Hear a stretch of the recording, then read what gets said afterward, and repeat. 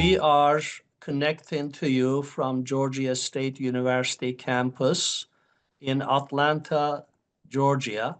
And it's just about 11 a.m. in the morning, local time. So we'll get started with our another episode in our webinar series that we started some 4 years ago. We're doing now 100 plus video webinars. And these are conversations, those of you who have joined us before, these are conversations we have with business people, with academics about teaching or research or business practice. And today we have a very special guest and a very important topic that we will be introducing to you. Let me first of all take a couple of minutes to introduce our distinguished guest speaker, Ahmet Bozer, and then also I will introduce my co-moderator, Dean Richard Phillips. So Ahmet, for many of you hopefully who joined us, is well known. He's a seasoned, distinguished international business executive. After spending some 25 years at the Coca-Cola company, largely in strategic leadership roles, he has embarked upon another mission, and we will be talking about the book that he has just authored. Ahmet, of course, served as president of Coca-Cola International, overseeing the company's operations outside North America. And before that, he was group president of Eurasia and Africa, led key markets such as India, Russia, Caucasus, Central Asia, Turkey, and Middle East and Africa. And Ahmed is also very active in outside of the business community. He has chaired the Business Council for International Understanding and the Brazil-US Council, the US-Pakistan Council, and US-Turkey Business Council as well. So after this illustrious career, spanning continents, cultures, and decades, Ahmet, you turn to your focus to a deeper exploration of unlocking human potential, as you put it, at scale. So you're drawing from your experiences, and you have developed this very innovative, actionable framework or model for personal and professional growth. And this is all introduced in your new book called The Soulgery, a lifelong guide to unlocking your potential. And this will be the topic of our conversation today. And the name Soulgery is inspired by the idea that we can all engage in sort of self-surgery of our souls, not to imply that we can operate on them, but to suggest that we can connect with our souls, managing our thoughts, our emotions, and mental models. So we have a lot to talk about the framework and what it represents and how it applies to personal and professional development, and how it can be a tool to accelerate our growth through the natural course of everyday life. So I will just then stop there, and perhaps we have a chance to talk a little bit more about your background, but the topic, of course, is the book and associated resources that will come with it. I would like to also introduce my co-moderator, Dean Richard Phillips. He's joined us to engage in this, what I consider very thoughtful conversation with Ahmet. Dean Phillips, Professor Phillips, is an economist by training. He's a leading expert in risk management, and he's obviously been a wonderful scholar as well, some 60 plus scholarly articles contributing to advances in financial intermediation, risk management, insurance economics. His work has been awarded by various organizations. One in particular has received a very important award, a significant impact on insurance economics after a decade after its publication. Of course, the Rich, as we call him, Rich Phillips, is the seventh dean of the Robinson College of Business at Georgia State, and he has been at the helm for the past 10 years or so, and he has transformed our Robinson College of Business in many ways. We are today a much more innovative, entrepreneurial organization and in the forefront of change and actualizing change. So welcome, Ahmet, and Rich as well.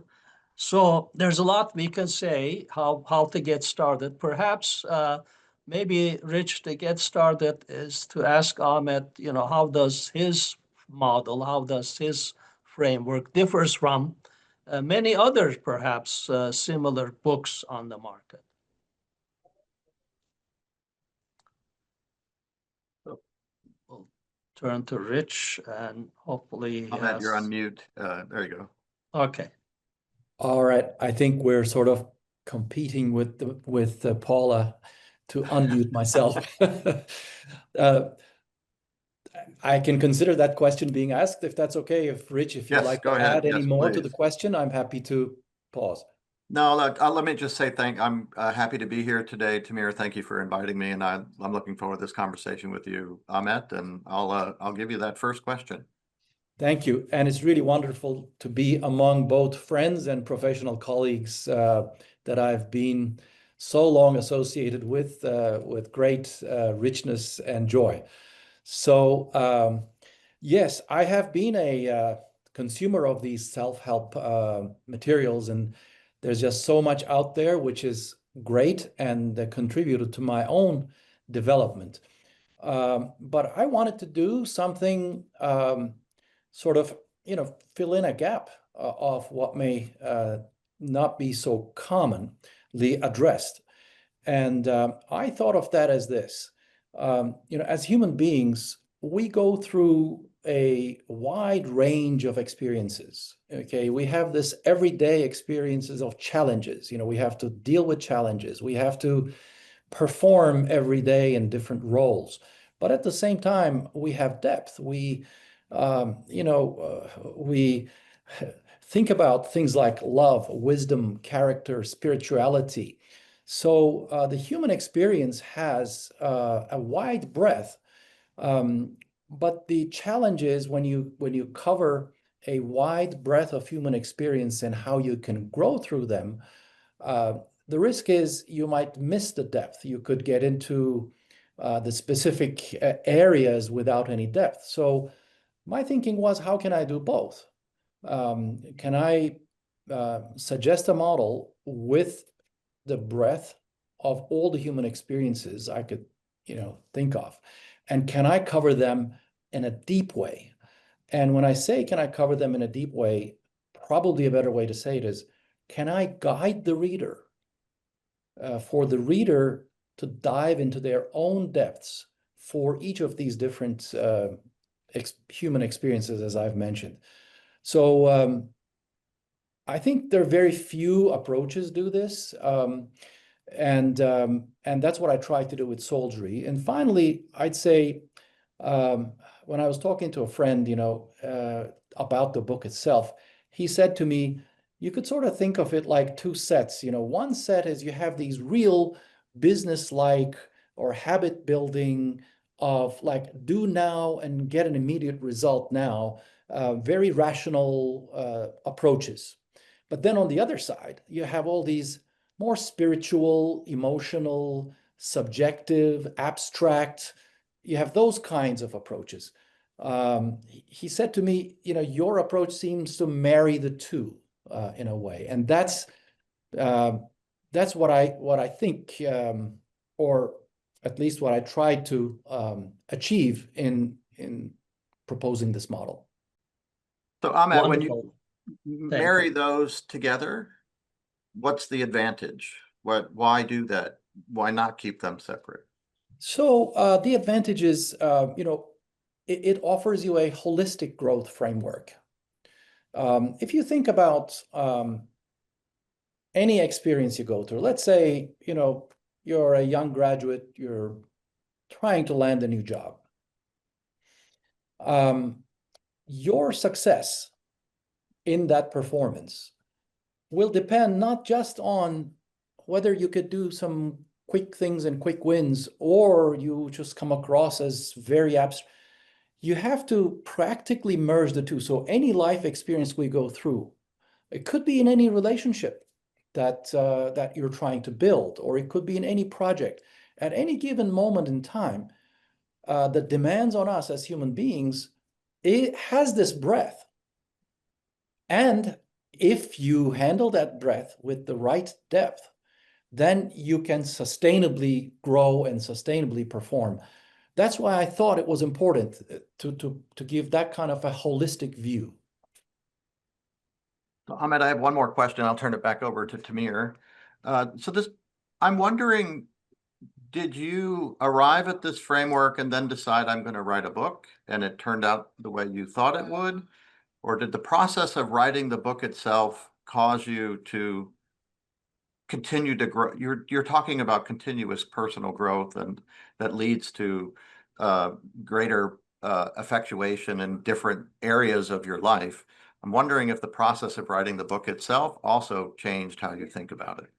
And the answer is yes, definitely yes to the second.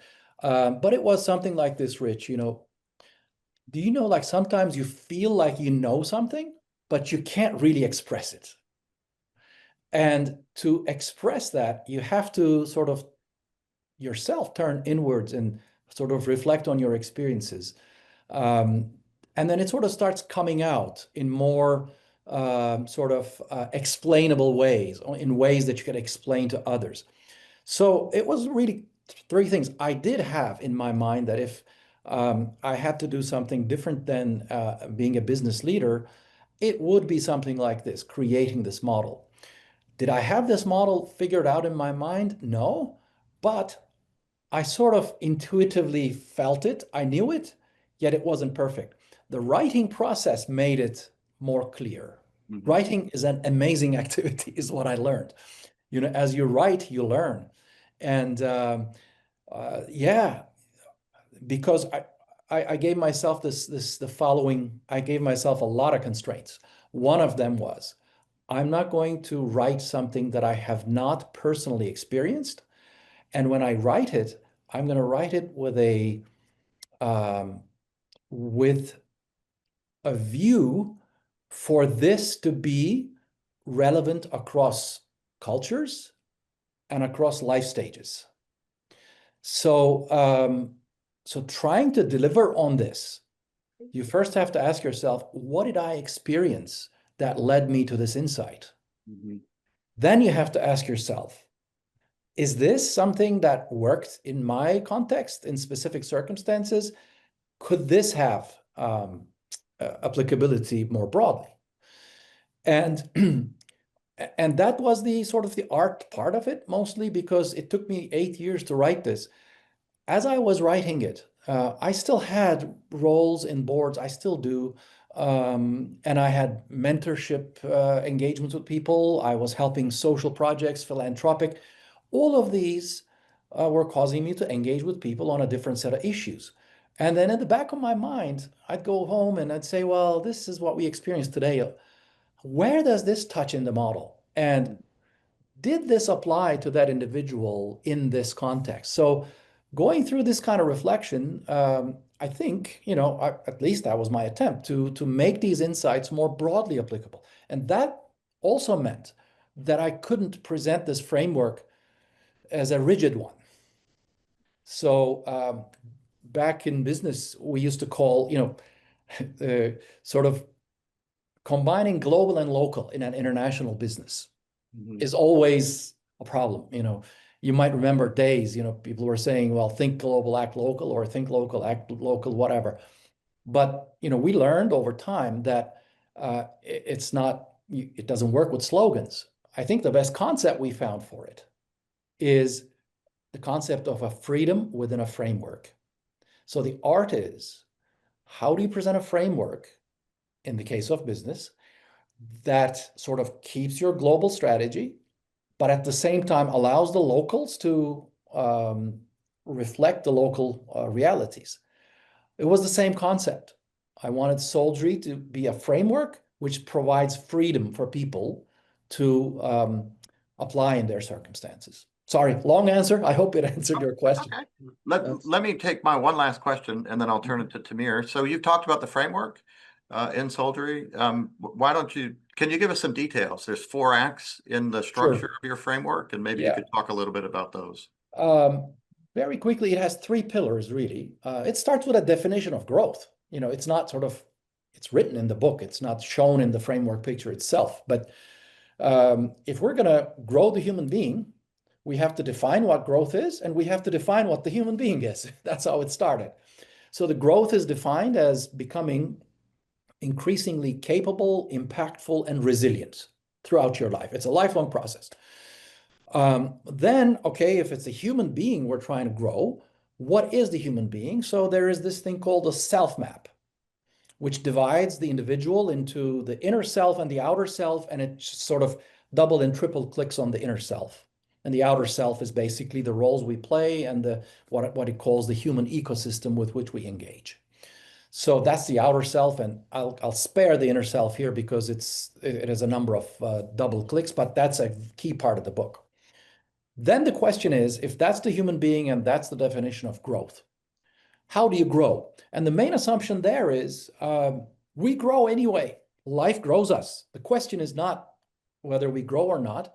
How do we accelerate our growth? What interventions can we make to accelerate becoming more capable, impactful, and resilient? And those were the 4 acts of growth. And they are basically called Find Your Direction. This is about searching for meaning and opening yourself up to inspiration from life itself, not from sort of being detached from life. How can you draw inspiration from life itself? That's the first. The second act is to aim for impact. And it's really about managing, sort of building an impact orientation deep within ourselves. Excuse me. Third one is perform with excellence. So it moves us from aiming for impact to delivering that impact through a focus on excellence. And then those 3 of them are combined, I call the offense games of life. You know, everything I talk about in these 3 acts in the book is we have full freedom to choose what we want to do. But life hardly works that way. Life throws a lot of challenges our way, unexpected things, conflicts, setbacks, whatever you call. So that's what I call the defense game of life. And for that, that's the 4th act. And I call it Hack Your Growth, which presents a growth-minded way of navigating our challenges. So that's the framework, the definition of growth, the self-map, and the 4 acts.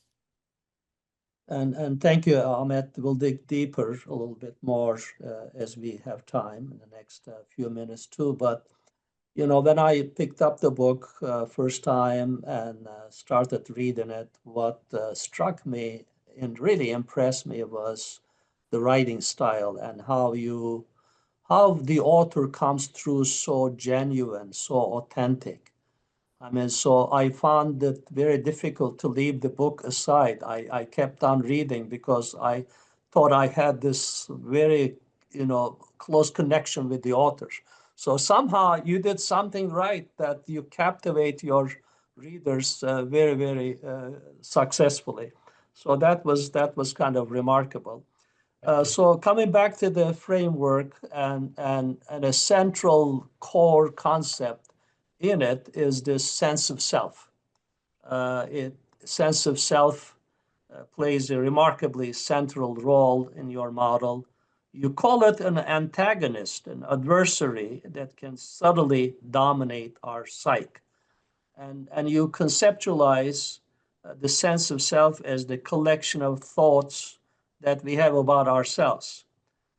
These thoughts can originate from our values that we embraced over time and how we identify with nationality, religion, or profession, the meaning we derive from our roles, and judgments about our self image and self worth.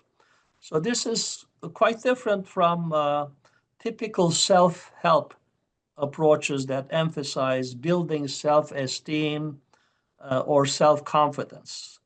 So the question then becomes, what led you to identify the sense of self as the primary obstacle to growth that we talked about? And how do you respond to the readers who might feel that this contradicts the need for healthy self-regard, sense of self?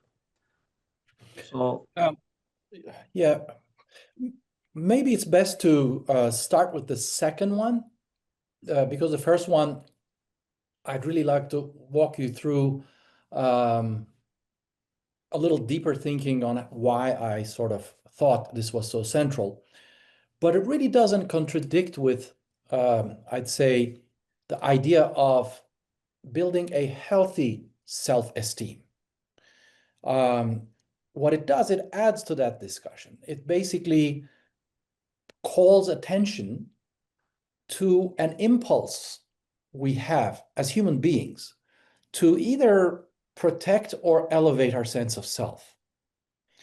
And by calling attention to that, I think we can build a healthier self-esteem, because when we give in to this impulse to serve the sense of self, we are sort of busy with ourselves in the wrong way.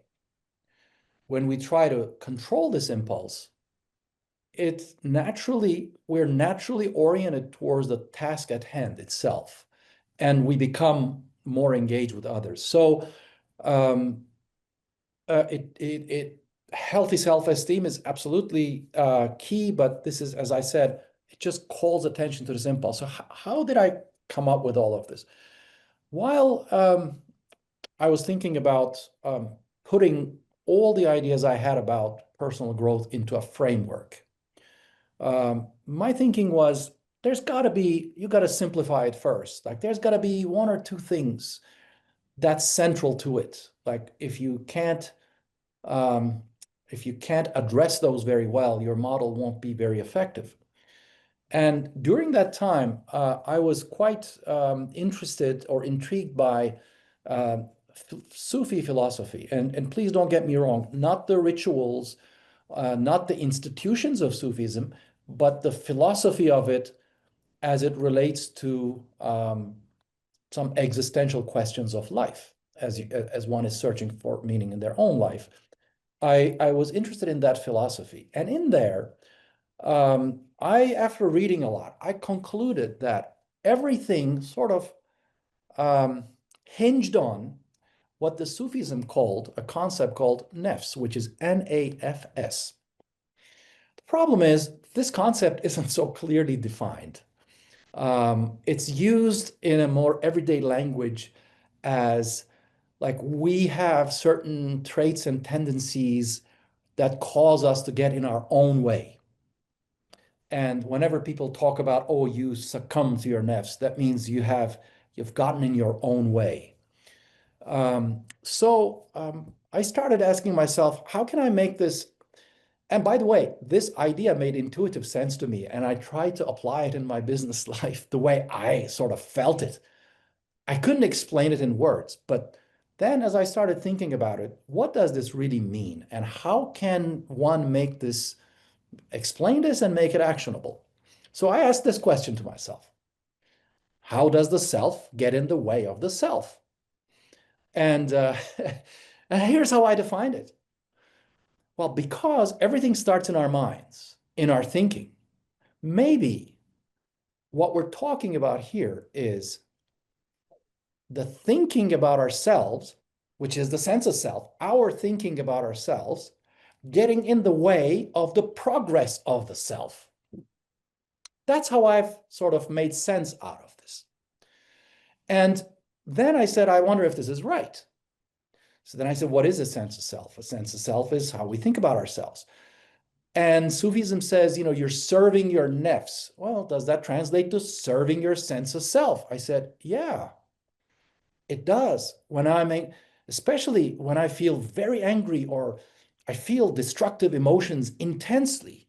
Usually when it happens like that, if you sort of step back, go back and think about it a few days later when the emotions subside, and ask yourself this question. In that moment, did I perceive an attack to my sense of self? Or was I frustrated that my sense of self wasn't elevated? And if you really are honest, and if I honest with yourself, you catch yourself doing that, but it's an impulse. It happens very quickly. But the problem is, if we are unaware of this impulse, it just builds a mental habit. And the longer you remain unaware, the bigger the potential it has to get in your way. Because as you're preoccupied with serving your sense of self, and considering the fact that our senses of self aren't 100% accurate, right? The thoughts we have about ourselves aren't always the reality. So if you're trying to preserve or elevate a sense of self that deviates from reality, imagine how your mind gets really plugged with all of this, like a blur. And in the meantime, you're trying to do business, you're trying to negotiate, you're trying to do this, that, and the other. So I felt if I call attention to the fact that all of us have this impulse. People were, are you talking about the ego? I said, yes and no. When you meet a very high ego individual, it's very evident that this person is trying to serve their sense of self. But it's not always that evident. All of us as human beings, we have this impulse. And we all are prone to this impulse hardening into a mental habit that limits us more and more. So I convinced myself of that. And because now here comes the flexibility in the framework. Some people could be wonderful about that. Yeah, I call the awareness to it, but the book leaves this judgment to the reader. And it recognizes the fact that making this judgment is very difficult. But then it says, as long as you try to make yourself aware of this, you're going to keep it in check. So it gets even more nuanced. So let's say you're a father and you have a son, or let's say you have a daughter. You act to make sure that what you're doing is in the best interest of your daughter. Your actions, you're motivated by having the best interest of your daughter. But somewhere in your head, you might have your father. And it may be important for you, for your father, to say that you are a good father. In my definition, this would say, oh, okay, I'm motivated by serving my sense of self. These motives are all there together. And it's normal for them to be together. And they should be there together. But the question is, which one is, weighing more heavily into our decisions? Or this motive to serve your sense of self, is it at a level that it's sort of causing you to not connect fully with what you're doing? So it's this kind of a nuanced thing.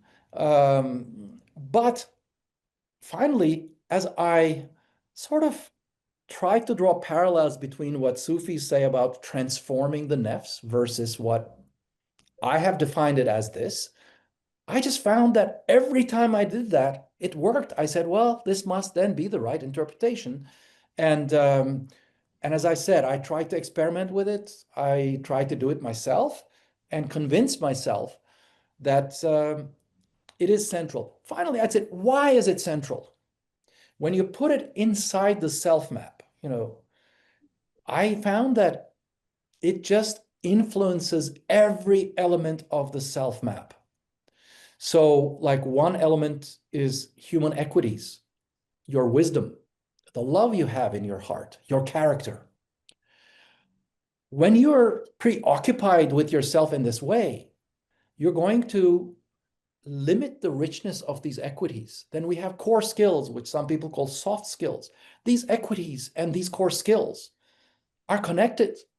So if listening is a core skill, and if you are limited by how much love you can experience, which is also defined in a unique way, you are probably not going to be an as effective listener. So, or if your wisdom is shallow and narrow, the skill of, are you able to ask incisive questions?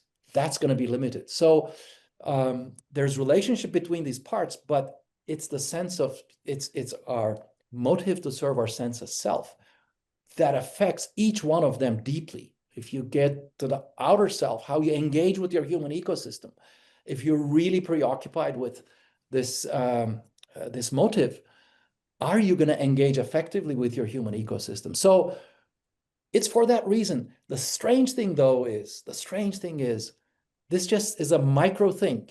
It repeats by hardening. And if you, let's say you succeed in controlling this impulse, it doesn't feel like you've done a big thing in the moment. But as it accumulates, it opens new pathways for growth. It sort of works silently and quietly to grow yourself. And that's why it's at the center of the model. It's very interesting, Ahmet, and probably one of the novel aspects of your framework and your book, this nuance view of the sense of self.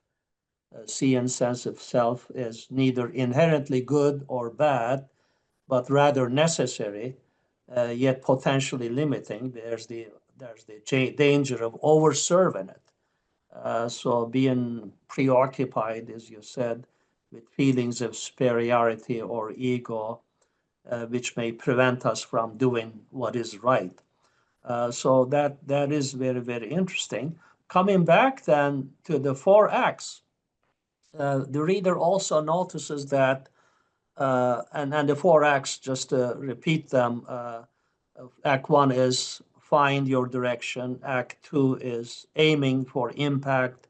Act 3 is performing with excellence. And Act 4 is hack your growth. So the question then becomes, why did you organize personal growth as four acts rather than steps or stages? The theatrical metaphor here suggests something beyond a linear process. What does framing enable, this unique framing of the acts, enable the other structures that wouldn't? Yeah, and that was on purpose to use the word act. It sort of comes back to the question Rich asked, because I wanted this model to grow, to accelerate one's growth through lived experiences. And as I said earlier, any lived experience touches every part of the self map, and it touches each one of the acts. So I just thought growth not as a linear process. Yes, well, it's sort of paradoxical. Yeah, we think linear, we think sequential, we have to take one step at a time. But as we improve ourselves in one area, if we are mindful about how that area is growing us in other areas of the self map, then we're going to achieve holistic growth, what I call in the book, we're going to move the whole self forward with each testing experience. So that was the reason for positioning it as the four acts. A natural question comes, well, I mean, if you can start, with anything in this, why would that work? How could that work? Aren't there any prerequisites? Don't you have to have X before Y? And the answer to that is also somewhat yes, because there are a lot of interrelationships, interconnectedness inside the self map and between the four acts themselves and between each act and each part of the self map. It's a very complex, we are complex beings as human beings. So the challenge for me was, how can I put this together in a model where the reader can pick really any part and make progress? And now what you give up is sort of perfection. You focus on progress. So let's say you take a core skill. You want to improve on a core skill. And one of the core skills we talk about is thinking big, deep, and long. That's sort of systems thinking. But usually in the business world, you realize like when somebody is a good systems thinker and good strategist, they lack the depth.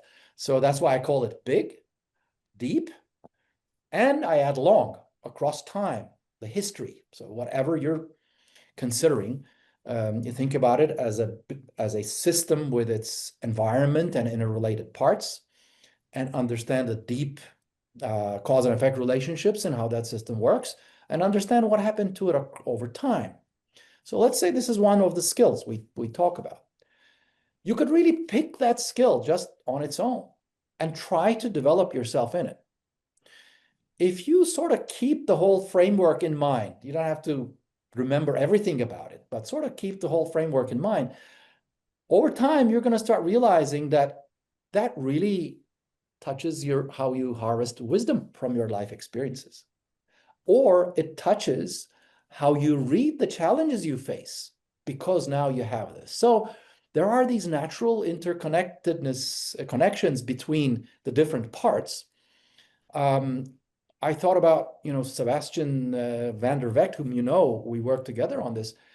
He told me a number of times, let's just chart all of this out. And I said, Sebastian, you can't. I guess I can, but if I do, it's going to look so complex that it's not going to be helpful. Instead, why don't we design a system where people can start implementing one by one in any order, and then let them discover the connections through their experiences. That way, the model can be internalized in a more customized way for each individual, rather than showing this interconnectedness. So yes, it is the acts.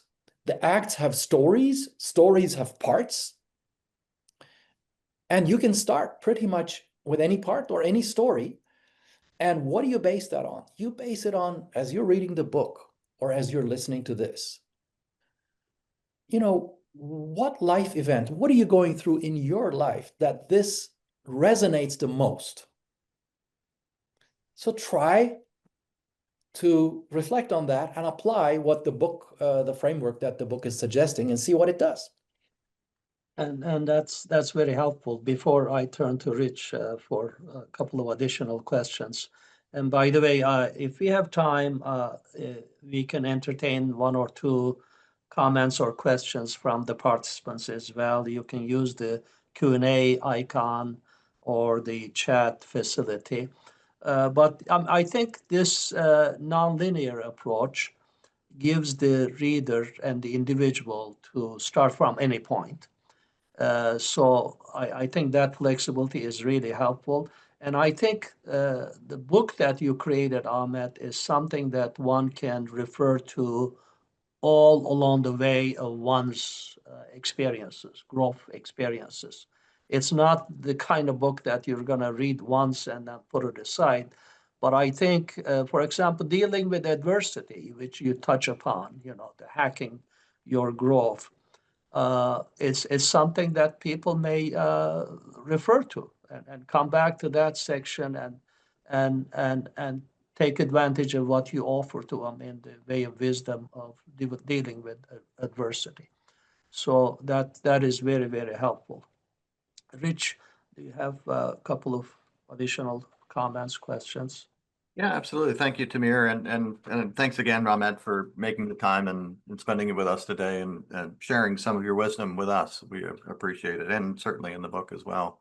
I wanted to pivot. We're a business school, and so we are some of our constituencies are future business leaders or current business leaders in the middle of their careers. And I wanted to kind of switch to the implications of what it is that you're thinking about and advocating for ways for people to think about their own self-growth and how that might be useful in business itself. And I had a question written here, but there was a question from one of the people in the chat who's participating today, and I think he's framed it just as well as I was thinking about it. And so let me just ask this question from Selman Uzan. So you emphasize managing the sense of self rather than building it, engaging in that sense of self, being aware of it, not necessarily judging it, but appreciating what creating a definition of progress and then thinking about whether or not you're making progress. So for someone that's balancing a demanding career and personal life, what practical daily practices or mindset shifts can help reduce the ego-driven limitations that you talked about earlier, and at the same time, remaining a confident and effective business leader?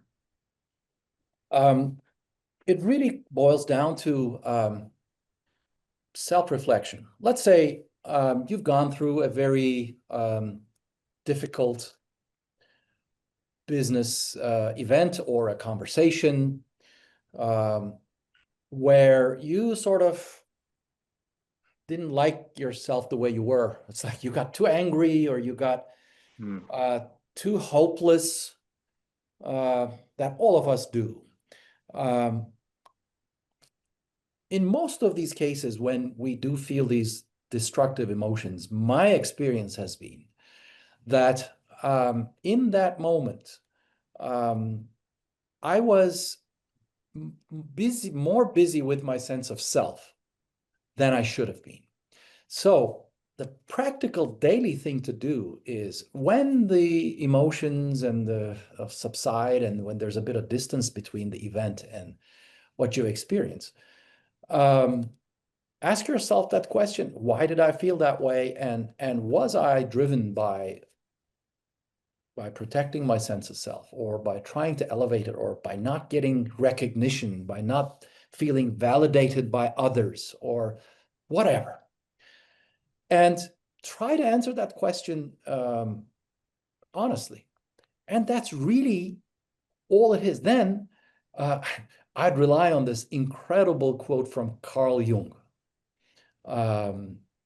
In one of his books, he talks about, he says, when I accept myself just as I am, he goes like this: the curious paradox is, when I accept myself just as I am, then I change. So that's the paradox. If we accept that if it was indeed that we have succumbed to this impulse and we were actually acting to protect our sense of self or acting to elevate it, or, once we wholeheartedly accept that, maybe not in first go, but if we keep a habit of this reflection, over time, that acceptance takes that motive, or let's say softens that motive. It doesn't completely eliminate that, because I refer to it as a lifelong thing. So as it relates to the sense of self, that's a practical daily thing. You could do it. I mean, to be honest, when I'm taking a shower, I have incredible thoughts. When I'm walking, when you're like active walking, this kind of self-reflection doesn't have to be you force yourself for it, but just remind yourself in your mind that this is what I'm going to think about a little bit, and I'm going to think about it with a cool head, and I'm open. One of the things that a friend told me is, you're asking us to do something very difficult. I said, why? Because we don't want to sort of look inwards, because we don't want to find out what's inside. And my answer was, look, you're in the privacy of your own mind, and do not treat your dark spots as things to hide from. Treat them as things to jump from, like you could go from there to the next level. So it's this kind of thing that translates, what Soulgery translates to is this kind of thing. Think of the book as your lifelong agenda for self-reflection. Mm-hmm. And the moment you feel you've really gotten it down, now it's become a part of you. Now maybe you've gotten to a point that you're able to control this real time. It may take years, but the habit will get you there. So in the appendix, I have these 19 things that you can focus on for the rest of your life. That's your self-reflection agenda. And as you go through real life events, reflect on them, take some insights, move forward. That's its application. So there's a line from the Christian Bible, Ahmet, that is similar to what it is you're talking about right now, which is to embrace your trials with joy. Mm. And so that which is somewhat of what you're advocating here, but it doesn't just say you have the opportunity to think of your sense of self or manage, or how is it I didn't show up in that moment of in the way I would have wanted to. It actually asks you to be joyful in that moment. That, oh goody, I went through this really hard thing, and but you're asking, right, us, and in the book, challenging us in the book to embrace those moments as an opportunity for growth. Yeah. And to get to a place where you can be ultimately more resilient and Yeah. more centered. That's It's hard to do, as you talk about. And in a world with social media, a lot of chaotic news, it's very easy to escape uh, and have the temptation to escape. How is it that you find the time? What is your advice for people who, no, I don't want to do that work. I don't want to embrace that with joy. I'd rather just, there's a couple of Facebook reels I haven't seen today. Can you talk a little bit about just the discipline that it takes to Sure. do this work? First of all, it's so beautifully said in the Bible. And I've actually, if you allow me, before answering your question, I have experienced this while writing the book. So in the first few years, I'll get stuck. And imagine you're just retired from a pretty good executive role, and you've decided to do this, and then you feel stuck. Can you imagine? I was in lows, all of that. But I didn't stop. I just kept pushing. You know what I realized? Wow, because I got stuck, that was the beginning of a new insight. I sort of found something new. And I didn't learn that for a good year. Like probably I fell and came back 10 times before I could learn this. All these difficulties and the dark stuff, they are heralding something new that's coming up. And the moment I learned that, meaning when I feel the down, yes, I feel the down. We're not, that's never going to go away. But a part of me kept saying, okay, something new's coming, something new's coming. So, yeah, I mean, embracing your trials with joy. I'll be honest with you, it wasn't full joy. I still felt down, but I was able to introduce joy. And I think all of us can do that. So to come to your question of, this is the hardest part. We have a saying, maybe this is also a saying in English, you can take the horse to the water, but you can make that drink. There has to be the desire to focus on your growth in a deeper way. And that, with the book, I wrote it in a way to motivate the reader to that. So while reading the book, here would be my suggestion. If any part of it moved something in you, maybe the sense of self didn't move something in you. Maybe the personal planning part did, or maybe, the concept of a smart bias for positivity did, or something else. Start with that. Start applying it. Start applying it. Then you face some other life event. Maybe it'll touch something else. But the minimum thing I would advise is ask yourself this question. Are you giving yourself enough time for self-reflection, for your own growth? If not, I'd say start somewhere. Maybe, but if you just do this, it's just like exercise. If you go out and exercise once and then don't do it for another year, you have to start over again. So commit to some periodical. And by the way, it doesn't have to be like a turn off the clock. Be mindful of where your mind is going. Sometimes I make a plan and I say, I'm going to do this, that, and the other today. But something happens and I can sense that the energy is flowing in another direction than what I had planned. Go with it. Just like that with your self-reflection. Sometimes you find yourself in a more reflective mood, but then a part of you says, oh, I got to finish this and I got to finish that. All right, sit back. Can you finish those things in another way? Or can some of these things be postponed? Just take advantage of that, because when that comes, it's like raining when it's supposed to rain, that it just grows the crops. Yeah. So honor that.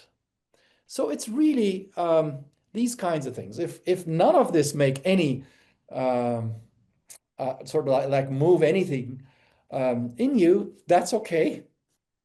The fact that you've listened to this conversation, or maybe you've read the book, I'm sure at some point in time, it will sort of surface back up if it touched something in you. I And very much agree. Yeah. yeah, and go for it at that time. You know, Ahmet, very interesting. And you mentioned smart bias for positivity. We have a couple of more questions. Hopefully, we can get to. But I really want you to tell us a little bit more about smart, what you call smart bias for positivity. I think it's a novel concept as well. I mean, you view it as intentionally interpreting situations and people through the lens of constructive possibility. So you're saying it's not naive optimism, smart bias for positivity, but keeping a sharp eye out for positives in people and in situations. So that's kind of interesting. You advocate an approach that embodies constructive realism and not to succumb to naive optimism. But I'm thinking about all the experiences you had in international business, dealing with cultures, very very different cultures, and negotiating all the time. So, do you think such an approach, smart bias for positivity, would potentially be a limitation? Would it leave you vulnerable in negotiations, perhaps? I'd say yes, it will. And by the way, just to share an anecdote, my colleagues in Turkey nicknamed me as Poly Baba as opposed to Pollyanna. So, like he's a Poly Baba. Yeah, yes. And, there's a sort of, the book talks about what do I mean by smart. And we all evolve, we learn. We assume good intent, but maybe people don't have good intent. We see a capability in someone as a strength, and maybe we just see it the wrong way. So while our smartness evolves, we could burn. We could be taken advantage of. We may not have the best negotiation outcome. That's certainly possible. Even after you have reached a level of smartness that you could shrewdly understand, who you can play this with and who you can't. And even then, your good intent, your constructive intent can always be taken advantage of. But what's the alternative? When you're this concept is covered in the context of facing adversity. So adversity is surrounded with negativity, right? And it's very hard not to succumb, but maybe not to be overly influenced by that negativity. That's the natural. And when you do, you start limiting yourself in how you're going to respond to this challenge. And if that becomes your mental habit, you're going to keep hitting walls. But if you embrace this smart bias for positivity and try to work constructively with positives and people, the reality is, I believe, even the most struggling person have an opportunity to thrive. They may be struggling in the moment. Even the most difficult situation, there's always possibilities in difficulty. There's always that. And we have to train ourselves to look for that. And the way we get better at it is by practice. And as we practice, yes, we'll get burned. As you're practicing, with your fitness, you might tear up a muscle here and there. But if you keep at it, if you learn from it, then you build yourself into a stronger leadership profile than otherwise. Thank you, Ahmet. There's one very thoughtful comment and maybe a question from Elizabeth Napier, one of our good colleagues. Oh, Elizabeth says, first of all, she offers praise for Soulgery. She calls it such a beautifully integrated framework. I really appreciate how you elevate cultivating meaning as a core dimension of leadership. In today's economy, though, many people feel the pressure of capitalism, disappearing jobs, and a sense that their work is increasingly fragile. In that reality, how do you think individuals, and especially leaders, can still cultivate meaning in their work and help others experience purpose, even when traditional career paths are shifting so quickly? And how can this be integrated throughout supply chains to make the world a better place? And Elizabeth, thank you so much for your compliments, and so great to hear from you. In general terms, I think of like this, we're human beings in this theater. A lot happens around us. And sometimes, what we see is very scary and sometimes hopeless, and all of that happens. But what it boils down to is, what do we do with all of that? Starting from how do we process that in our psyche, and how do we then convert that to action from there? So I think this exact point of time in history is where we can more easily find meaning. Because think about it, outside of us, I feel like, we're going to, the humanity is going to a new era.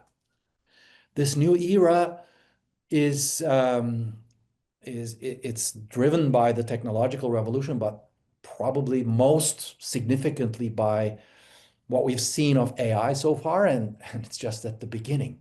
So it's going to, computers and calculators, they took some of the mechanical tasks. No, this is more cognitive task, and this is what it makes a human being. It's getting into that realm. I think of it like this. When you're promoted from one position to another in a job. By the way, I'm letting you in on an article I'm writing, so I guess I'm okay, and it's the right time to talk about this. If you hang on to what made you successful in your previous role and try to use them to be successful in your new role, that's usually not going to work. You have to step back. You have to think about the context of the new role. You have to have a vision for that new role. And you have to say, what makes one successful in this new role, and what do I need to build? With AI is pushing us up in a promotion to a new human experience, which we don't know.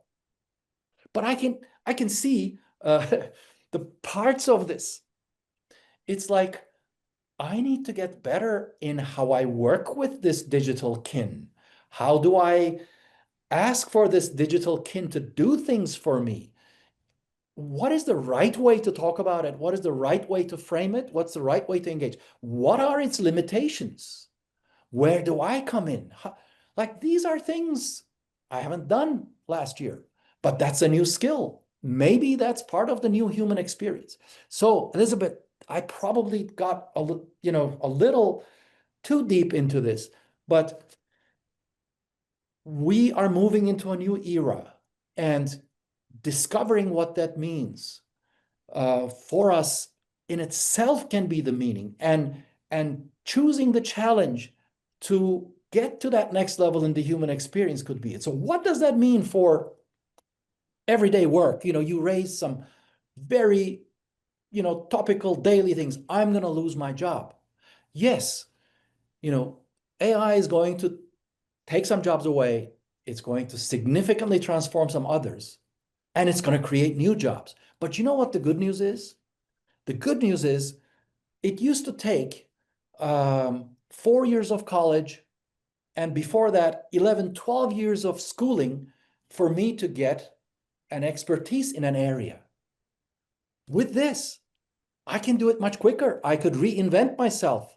I could rediscover myself.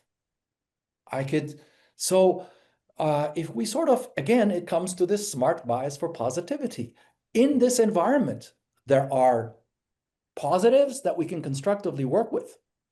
And by working with them, we can define ourselves. And that could be very meaningful. Imagine years later, you're talking to your children or grandchildren about how you have transformed yourself through this by using what the technology offers, and how that helped others around you. So that's really the way I think about it. By the way, I'm not trying to paint a rosy picture. What will happen, I think, in this environment is the duality of the universe will prevail. Some will do this, maybe many won't. And this would be very disruptive.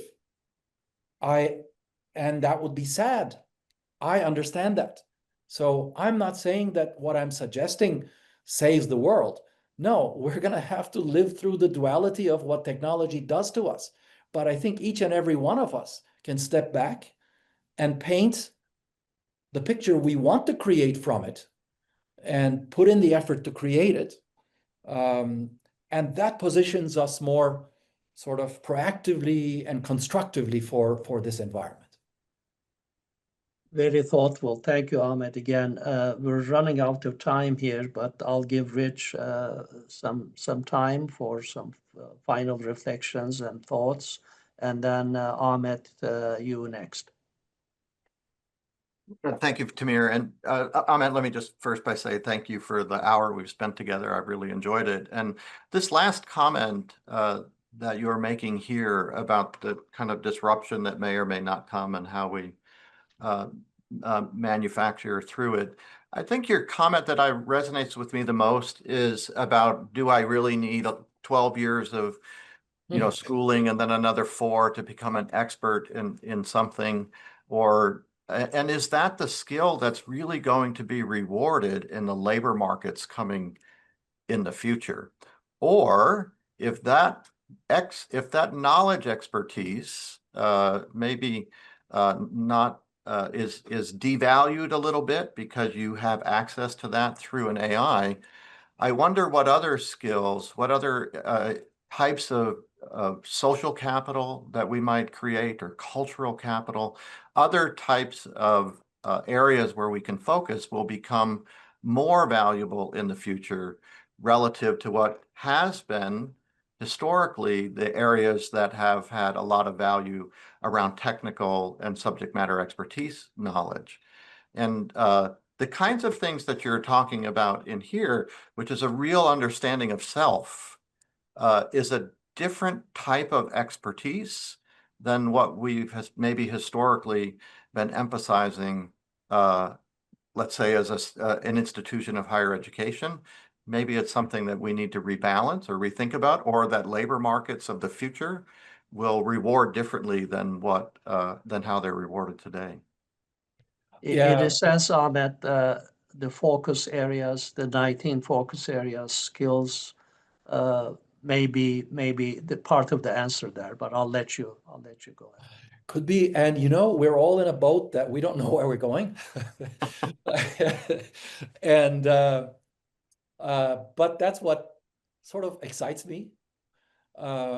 We can put our minds together and sort of make a bet, but then learn and adapt. So I think university education is an incredibly beneficial privilege. Everyone in the society will have to ask, and I'm sure I'm following with admiration how Georgia State Robinson College of Business is tackling AI, for example, that we heard from you, Rich, in our advisory board meetings. That's exactly, what it is. But none of us will get everything right. It's just that we have to make bets on How should this evolve? What will be more important? Some things make a lot of sense. So something like this, if AI is taking more chunks of what we used to define as human, and if we have faith that the human being is so rich and there's so much more to discover, maybe we pivot to that. But then we do it in a holistic way. It's not like we teach this esoteric thing. Maybe that's sort of a little bit of it there. But it sort of connects in a practical way to the real world, to how things are. So it's like a holistic framework. So it's this kind of discussions I think we need to decide how we're going to evolve ourselves, which has already started.